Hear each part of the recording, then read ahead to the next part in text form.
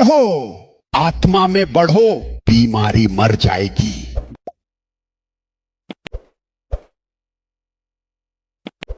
कुछ परेशानियां ऐसी होती हैं जो सिर्फ आत्मिक बढ़ोतरी से ही खत्म होती हैं। कोई भी मात्रा की प्रार्थना उन्हें हटा नहीं सकती। एक छोटे बच्चे को प्रार्थना के द्वारा चलना नहीं सिखाया जा सकता। तुम चाहे अब से लेकर यीशु के आने तक प्रार्थना करते रहो, 10 दिन का बच्चा नहीं चल सकता। लेकिन जैसे जैसे बच्चा बढ़ता है वह चलना सीखता है।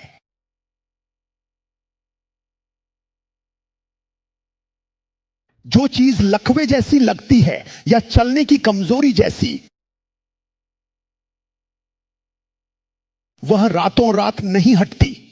पर यदि वह बच्चा ठीक से पोषित किया जाए, अच्छे से खिलाया पिलाया जाए, क्या तुम मुझे सुन रहे हो, और उसे समय दिया जाए, तो समय के साथ वह बच्चा जो बिस्तर पर पड़ा हाथ पैर नहीं उठा पाता था, अब वही बच्चा धीरे धीरे रेंगना शुरू करेगा।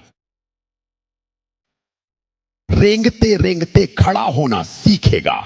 वह गिरेगा, फिर उठेगा, फिर गिरेगा, और समय के साथ वह चलने लगेगा, और समय के साथ फिर दौड़ने लगेगा। समस्या यह है कि हम बढ़ने से भागते हैं। हम सोचते हैं कि कुछ बातें रातों रात गायब हो जाएगी। नो सर, कुछ ऐसी बातें होती है जो कभी भी रातों रात नहीं जाती। कुछ विजयों को परमेश्वर ने तुम्हारी बढ़ोतरी से जोड़ रखा है। वो जीते तुरंत नहीं आती, वो तुम्हारी बढ़ोतरी के साथ आती है। पौलुस पौलुस पौलुस, मेरा अनुग्रह तेरे लिए काफी है। मैं इस परिस्थिति को नहीं हटाऊंगा, मैं इस कष्ट को नहीं मिटाऊंगा। परमेश्वर ने पौलुस से कहा, पर मेरे अनुग्रह से तू उसके साथ जी सकेगा। कुछ लोग यहां हैं जो चाहते हैं कि कैंसर रिपोर्ट नेगेटिव आ जाए, जबकि तुम्हें 10 साल पहले मर जाना चाहिए था। क्यों उस कैंसर ने तुम्हें नहीं मारा? क्योंकि तुम बस इस बात पर ध्यान दे रहे हो कि लैब टेस्ट नेगेटिव आए। पर आत्मा में परमेश्वर पहले ही कह चुका है, तू नहीं मरेगा। अगर परमेश्वर ने तुम्हारे लिए 80 या 120 साल तय किए हैं, तो फिर तुम अब तक क्यों नहीं मरे? क्या तुम्हें पता है हर दिन कितने लोग कैंसर से मरते हैं? परमेश्वर ने तुम्हें जिंदा रखा है, लेकिन तुम बस इस बात में लगे हो कि रिपोर्ट नेगेटिव आए या लक्षण गायब हो जाए। और इसी वजह से तुमने परमेश्वर की शक्ति को सिर्फ शरीर और रिपोर्टों तक सीमित कर दिया है। मेरा अनुग्रह तुम्हारे लिए काफी है। तुम नहीं मरोगे, भले ही डॉक्टर कहे कि तुम्हारे शरीर में कैंसर है। अपने हाथ उठाओ, मृत्यु तुम्हारे शरीर को छू नहीं सकेगी। क्या मैं सुन सकता हूं एक गरजता हुआ आमीन परमेश्वर के पुत्रों? Superut efratas. Dem esune peruda ferat. E grina jus esvat. यीशु के नाम में आत्मा के मार्ग तुम्हारे लिए प्रकट हो।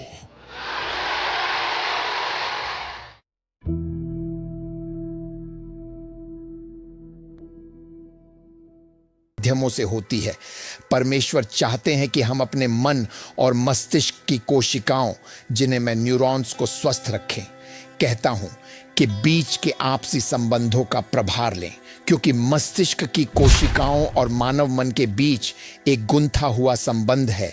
यदि हम इन 2 आयामों के बीच के संबंध को नहीं समझते कि वे कैसे आपस में जुड़े हैं, वे कैसे सहयोग करते हैं, और वे आपस में विद्युत आवेगों, इलेक्ट्रिकल इंपल्सेस को कैसे प्रसारित करते हैं, तो आप अभूतपूर्व घटनाओं और परिस्थितियों का सामना करेंगे जिनके बारे में आपने सोचा भी नहीं था कि वे कभी प्रकट हो सकती हैं।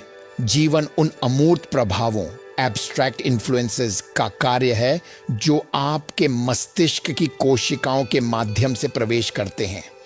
निस्संदेह यदि आप यह नहीं जानते कि अपनी मस्तिष्क की कोशिकाओं और मन या उन लोगों जो मन के माध्यम से प्रभावित होते हैं के बीच की गतिविधियों में कैसे हेरफेर या प्रभाव डालना है, तो आप जीवन की अभूतपूर्व गतिविधियों या समस्याओं का सामना करेंगे। भले ही आप एक नया जन्म पाया हुआ बोर्न अगेन विश्वासी क्यों न हो, ऐसी चीजें जिनके स्रोत के बारे में आप जानते भी नहीं हैं आपके जीवन में प्रकट होने लगेंगी। लेकिन आज रात के बाद आपके पास मन, मस्तिष्क की कोशिकाओं और आपके भविष्य के बीच के अंतर संबंधित आयामों पर महारत होगी। आप प्रभारी होंगे, अपने अमूर्त मन के भीतर मौजूद विद्युत आवेगों का प्रभार लेकर परमेश्वर की इच्छा को प्रकट करने में सक्षम होंगे। यह महत्वपूर्ण है कि हमें इन चीजों पर महारत हासिल हो। क्या मैं आपसे एक प्रश्न पूछ सकता हूं? क्या आपके पास मन है? ठीक है। यदि आपके पास मन है तो क्या आपने इसका अध्ययन किया है? आप अपने मन के बारे में क्या जानते हैं? मैं आपसे बस एक सरल प्रश्न पूछना चाहता हूं। आप जो कुछ भी जानते हैं वह अपनी बाइबल के बारे में है, लेकिन प्रश्न ये है, बाइबल मन के बारे में क्या कहती है? आइए पहले कम से कम मन से शुरुआत करें। ठीक है, आप कहते हैं कि आपके पास मन है, सही है। मन का कार्य क्या है? आपके पास मन क्यों है?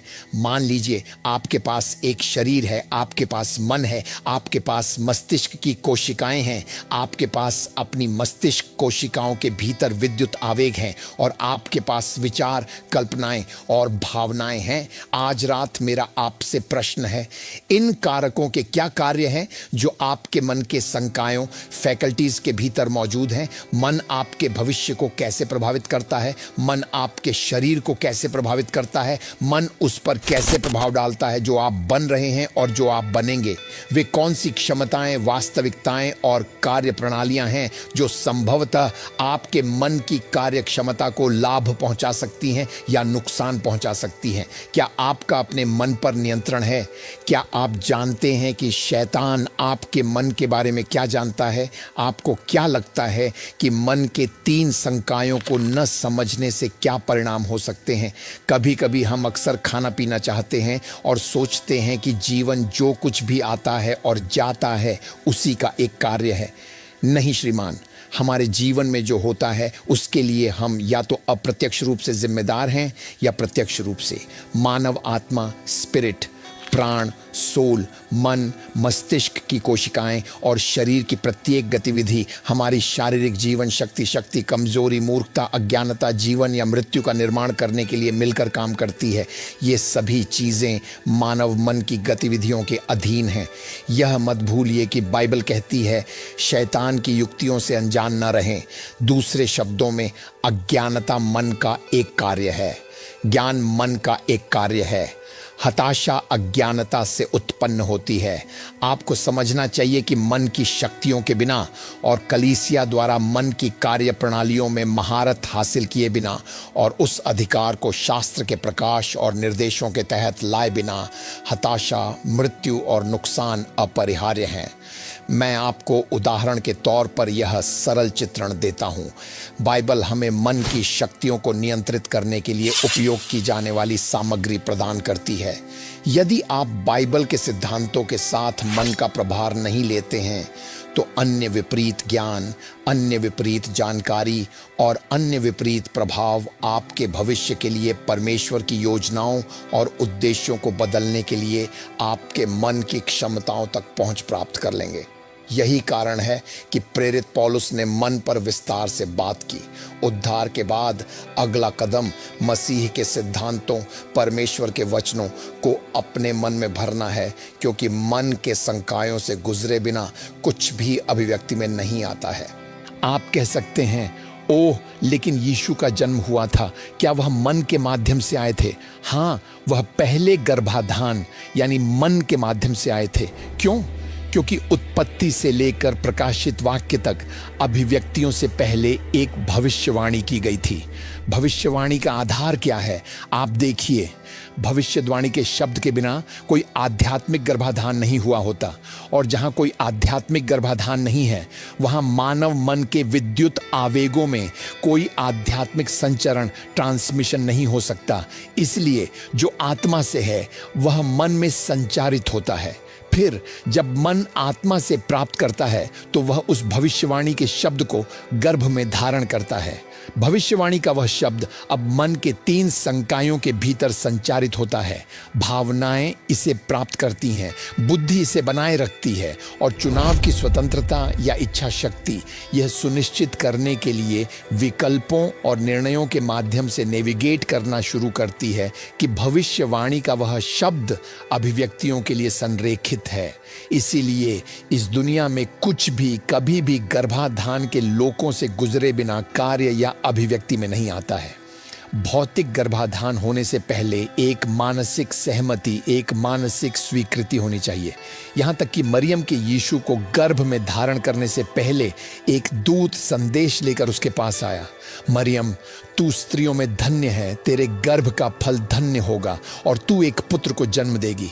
उस बच्चे का नाम यीशु या मसीह या इम्मानुएल, परमेश्वर हमारे साथ है, कहा जाएगा और तू पवित्र आत्मा के बच्चे को ले चलेगी। और मरियम ने कहा ये कैसे हो सकता है? तब उसने उससे कहा पवित्र आत्मा की शक्ति तुम पर आएगी, परमेश्वर की आत्मा तुम पर आएगी और परम प्रधान की शक्ति तुम पर छाया करेगी। अब ऐसा क्यों है कि परमेश्वर ने बच्चे को सीधे मरियम में नहीं डाला, बल्कि बच्चे को पहले मरियम के मानसिक गर्भाधान के लिए दूत के मौखिक संचार के ज्ञान के माध्यम से आना पड़ा? आपको उन शब्दों से सावधान रहना चाहिए जो आप सुनते हैं। आपको सावधान रहना चाहिए कि आप खुद को किस चीज़ के संपर्क में लाते हैं। शब्दों, जो चीज़ें आप देखते हैं और जो आप कल्पना करते हैं, उनके प्रति बहुत सावधान रहें, क्योंकि मनुष्य अपने दिल की कल्पनाओं के अनुसार जीते और चलते हैं। आप देखिए, आपकी कल्पना आपके संबंध में परमेश्वर की वास्तविकता और दृश्यता है। कार्यों से पहले ही कल्पना परमेश्वर के सामने जीवन का एक अभिनय किया हुआ तरीका है। एक बार जब किसी चीज़ की कल्पना कर ली जाती है तो परमेश्वर द्वारा इसे पहले ही हो चुका माना जाता है। इसलिए परमेश्वर की वास्तविकताएं आपकी वास्तविकता से भिन्न हैं। परमेश्वर की अपनी वास्तविकताएं आपकी अपनी धारणा से भिन्न हैं। मैं यीशु मसीह के नाम में एक प्रतिमान बदलाव, पैराडाइम शिफ्ट देखता हूँ। यीशु मसीह के नाम में आपकी इच्छा शक्ति के अधिकार के बिना कुछ भी फिर कभी आपके मन की शक्तियों के माध्यम से संसाधित नहीं होगा। तो आइए पहले मन के 3 द्वारों को अपने नियंत्रण में लेने पर नजर डालें। आइए देखें कि मन क्या है। यदि आप मन और प्राण, सोल के बीच मौजूद संबंध परक सिद्धांतों को नहीं जानते हैं तो आप चूक जाते हैं। मन और प्राण आपस में जुड़े हुए हैं। उदाहरण के लिए, यदि आप प्राण के बारे में सोचते हैं तो आपको प्राण के संकायों के बारे में सोचना चाहिए। प्राण के संकाय 2 प्रमुख हैं। आपके पास हृदय है और मन है। प्राण का पेट हृदय है और निश्चित रूप से प्राण का सिर मन है। सिर प्राण को चलाता है, इसलिए मन प्राण की स्थिति है। मन प्राण की प्रेरक शक्ति है। मन प्राण की स्थिति को प्रतिबिंबित करेगा। यदि मैं आपके मन के संकायों में देख सकूं तो मैं बता सकता हूं कि आपका प्राण कैसा है, आपके प्राण की स्थिति क्या है। मन वह शरीर है जो प्राण की सभी ऊर्जाओं और सभी कमजोरियों को वहन करता है। यदि आप मन पर महारत हासिल कर लेते हैं तो आप अपने प्राण की रक्षा कर सकते हैं। यदि आप अपने मन के संकायों की पहरेदारी, गार्ड करते हैं तो आप अपने प्राण की रक्षा कर सकते हैं। तो मन प्राण की प्रेरक शक्ति है, मन प्राण की बुद्धिमत्ता है और मन रक्षा तंत्र है, प्राण का किला है। यदि आप बेपरवाह, माइंडलेस हैं और यदि आप मन की क्षमताओं के भीतर लापरवाह हैं तो आप नाश हो जाएंगे। आपका प्राण कमज़ोर होगा, आपका प्राण उत्पीड़ित होगा और आपका प्राण अंधकार के अधीन होगा। आप देखिए, आपके प्राण की स्थिति आपके शरीर पर झलकती है। यदि आपका प्राण पीड़ित है तो यह आपके शरीर में दिखाई देगा। हर बीमारी, हर रोग, हर झटका, मानव शरीर की हर स्थिति पहले प्राण में प्रतिबिंबित होती है या पहले प्रतिबिंबित होगी। फिर समय के साथ यदि आप नहीं बदलते हैं, यदि आप मसीह के सिद्धांतों और उनके वचन या धार्मिकता को लागू नहीं करते हैं, या यदि आप पश्चाताप से नहीं गुजरते हैं, तो समय के साथ वह स्थिति आपके मस्तिष्क की कोशिकाओं के माध्यम से संचरित होकर आपके शरीर पर वास्तविकता के रूप में झलकने लगेगी। अब प्राण की स्थिति को बदलना काफी आसान है, लेकिन शरीर की स्थिति को बदलना बहुत कठिन और मुश्किल है, क्योंकि 90% समय बहुत से ईसाई यह नहीं जानते कि शरीर की स्थिति की जड़ स्रोत तक कैसे पहुंचा जाए। टेलीपोर्ट। वे डॉक्टरों के पास अस्पतालों में जाने लगते हैं। डॉक्टर कुछ नहीं कर सकते। डॉक्टर जो एकमात्र काम करेंगे वह यह है कि वे आपको ऐसी दवा देंगे जो लक्षणों को हमेशा के लिए दबाए रखेगी, खासकर जब आप पुरानी बीमारियों क्रोनिक डिजीज से निपट रहे हों। आप जानते हैं क्यों? क्योंकि पुरानी बीमारियों के बारे में डॉक्टर कहते हैं कि वे लाइलाज हैं। तो वे क्या करने जा रहे हैं? वे दवाओं या रासायनिक दवाओं के माध्यम से इसे कुछ समय के लिए दबाने की कोशिश करेंगे और फिर कई सालों के बाद बीमारी आपके शरीर पर हावी हो जाएगी। आप जानते हैं क्यों? क्योंकि उस बीमारी की जड़, उसका स्रोत भौतिक शरीर से परे के लोकों में है। फिर भी इस लोक का भौतिक शरीर के साथ कानूनी रूप से पूर्ण संपर्क है। तो इसका मतलब है कि इंद्रियां, सेंसेस सीमित हैं। यदि आपने अपना पूरा जीवन मानवीय इंद्रियों पर, मानव स्वभाव की सीमाओं, दृष्टि, 5 इंद्रियों या तर्क पर आधारित बनाया है, तो आप हमेशा एक बंदी रहेंगे। आप हमेशा मानवीय इंद्रियों की सीमाओं की दया पर रहेंगे। यही कारण है कि परमेश्वर द्वारा हमारा आह्वान सबसे पहले प्राण के नियमों का सम्मान करने, आत्मा के नेतृत्व में आने और यह सुनिश्चित करने के लिए है कि हम अपने मन के संकायों के भीतर परमेश्वर के वचन के हितों को आगे बढ़ाएं। तो उस तरह से हम अपने शरीरों को पुनर्जीवित कर सकते हैं और अपने शरीरों को भ्रष्टाचार से बाहर ला सकते हैं। भौतिक वास्तविकताएं और भौतिक अभिव्यक्तियां मन की गतिविधियों का एक कार्य हैं। एक बिना पहरे वाला अनगार्डेड मन आपका सबसे बुरा शैतान है। मैं फिर कहता हूं, एक बिना पहरे वाला मन आपका सबसे बड़ा दुश्मन है। यदि आप निगरानी नहीं करते, यदि आप गेट नहीं लगाते, यदि आप अपने मन को अनुशासित नहीं करते, यदि आप अपने मन की गतिविधियों का प्रभार नहीं लेते, तो शैतान आपके भविष्य पर पूर्ण नियंत्रण और प्रभाव प्राप्त कर लेगा।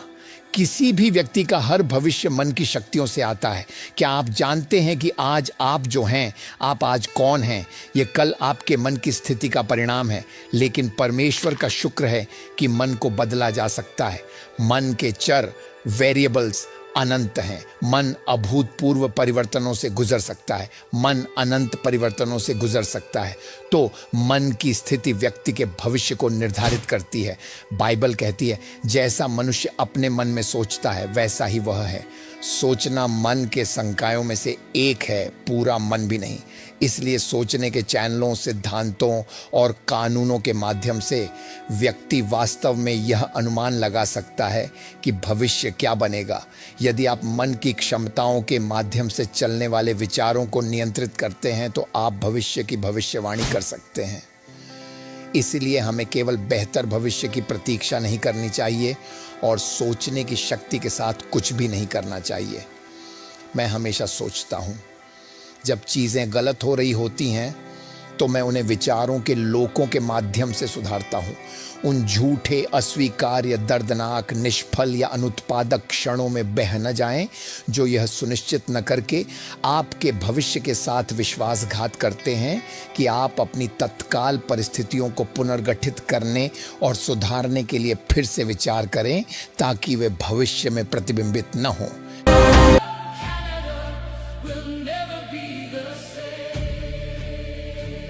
There is war in the atmosphere, a sound of prayer.